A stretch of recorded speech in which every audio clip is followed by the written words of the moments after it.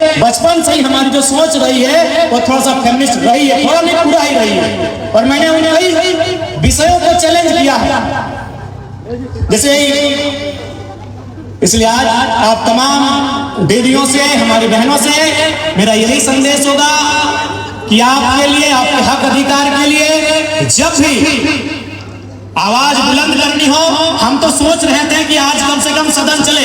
हमको आइडिया था कि संडे को छुट्टी होता है, सैटरडे आज सैटरडे है, यदि आज सदन चलता दीदी लोग तो आज हम किस विषय में बहस करते। हम अपना डायरी में नोट किए थे कि आज हम बहस करते कि झारखंड राज्य की तमाम नौकरियों में महिलाओं को 33% आरक्षण मिलना चाहिए।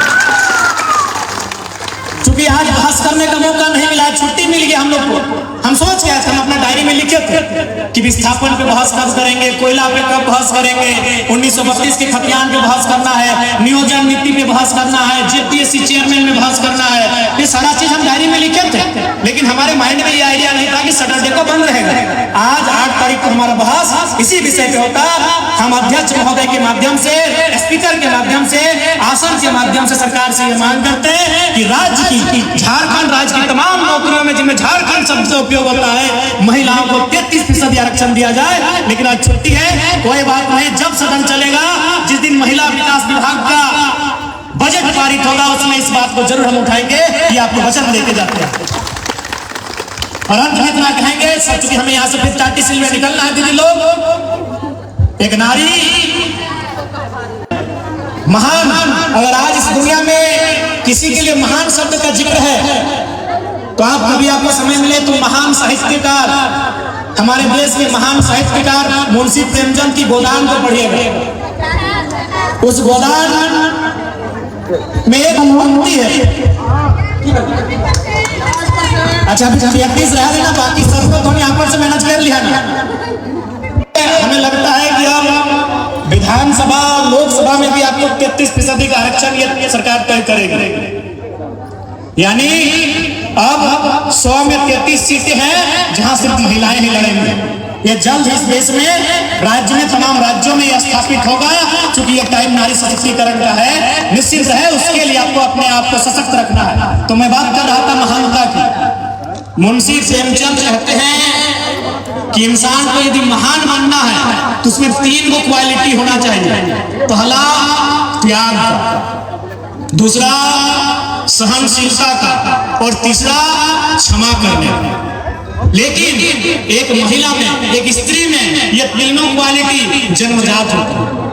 त्याग सबसे पहला, क्या? त्याग। तो त्याग का मतलब आप समझ है ना?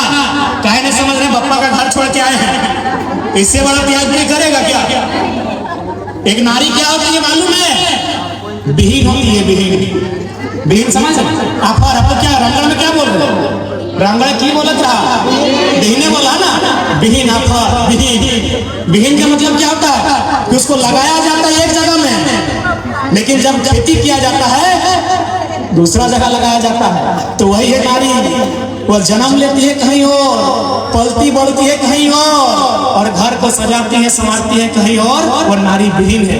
अब बताइए, अगर विहीन नहीं रहेगा, खेती नहीं होगा, आदमी भूखे नहीं मरेगा। तो नारी कौन है? विहीन। यानी आपने सबसे पहला क्वालिटी त्याग किया। दूसरा क्या है? सहनशीलता। सबसे ज्यादा हमको लगता है कि धरती के बाद अगर संसार में कोई सहती है, एक स्त्री सहती है। अगर आपको ट्राई करना है तो एक काम कीजिए, एगो छोटा बच्चा, इससे भी छोटा, एगो छोटा बच्चा, दीदी वाला बच्चा से भी छोटा, एगो मर्दाना का गोद में दे दीजिए, बगल में एगो महिला का गोद में, और उसी समय अगर 1 नंबर या 2 नंबर कर लेके जाओ। लेकिन महिला नहीं कर सकती। गलत बोल रहे हैं? यानी से धरती के बाद अगर सबसे ज्यादा सहने की क्षमता किसी में है, वो एक नारी। अब ट्राई कर लीजिए, किसी मर्द को, वो मर्द आपका भाई हो सकता है, आपका भतीजा हो सकता है, कोई है, आप किसी मर्द को, एक बच्चा को रखने बोलिए, और उसी समय वो बच्चा या तो 1 नंबर या 2 नंबर कर ले, और उसका व्यवहार देखिएगा कैसा है। और एक नारी ठीक उधर बगल में देखिए, उसका व्यवहार देखिए। सहने की क्षमता अगर किसी में है तो धरती के बाद एक नारी है। और उसके बाद क्षमा।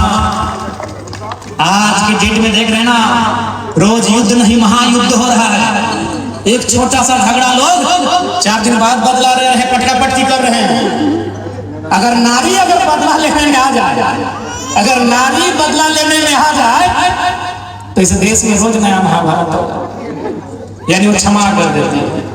अपने बचपन बाल्यकाल से लेकर युवा काल से लेकर एक गृहिणी बनने तक, इस संसार को छोड़ने तक एक नारी जितना लोगों को क्षमा करती है, किसी का साहस नहीं होते लोगों को माफ करने।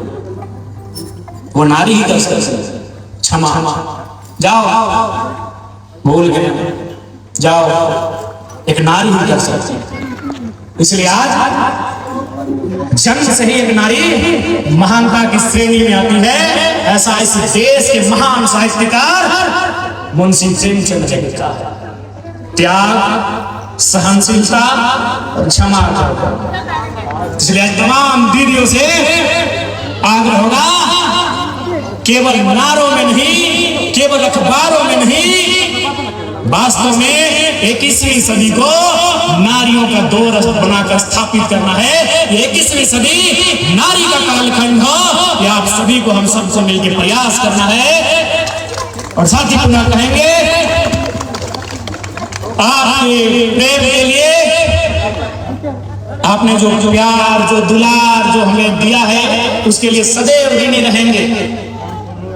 आपका प्यार अतुल्य है, उसके लिए सदैव ऋणी रहेंगे। और इन्हीं चंद शब्दों के साथ, क्योंकि फिर यहाँ से टाटी सिलवे जाना है, फिर रात को रामगढ़ यहाँ को रिटर्न आना है, और फिर धनबाद अपना घर जाना है, और फिर शाम को रांची जाना है। बहुत भाग दौड़।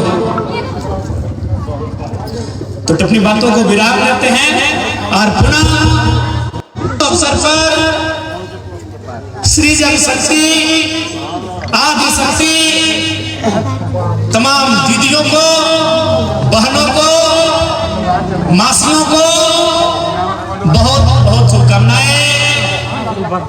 जोहार झारखंड, जय झारखंड, जय। आज कम से कम नारी शक्ति जिंदाबाद। आज